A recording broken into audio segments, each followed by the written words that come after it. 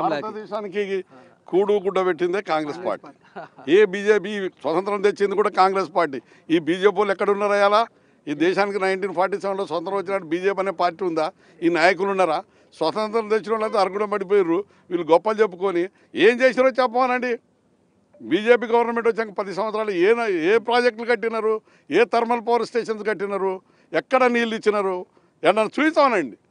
యాక్చువల్గా ఈ భారతదేశంలో 1947లో స్వతంత్రం వచ్చే నాటికి 35 కోట్ల మందికి బువ్వలేదు.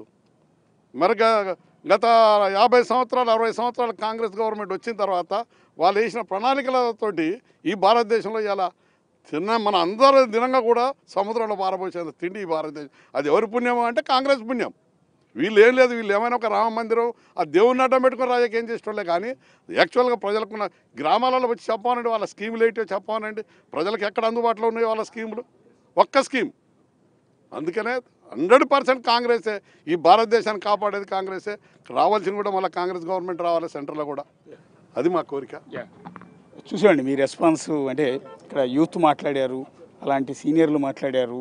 సో ప్రతి ఒక్కళ్ళు మిమ్మల్ని యాక్సెప్ట్ చేస్తున్నారు. మీకు ఎంపీ సీట్ ఇవ్వాలని వాళ్ళందరూ కూడా ఆశాభావాన్ని వ్యక్తం చేస్తున్నారు. ఒకసారి ముందుకు వెళ్దాం. కాన్స్టిట్యున్సీలోకి వెళ్ళిన చోట ఇంకా ప్రజల రెస్పాన్స్ ఎలా ఉందనేది ఒకసారి చూద్దాం. ఒకసారి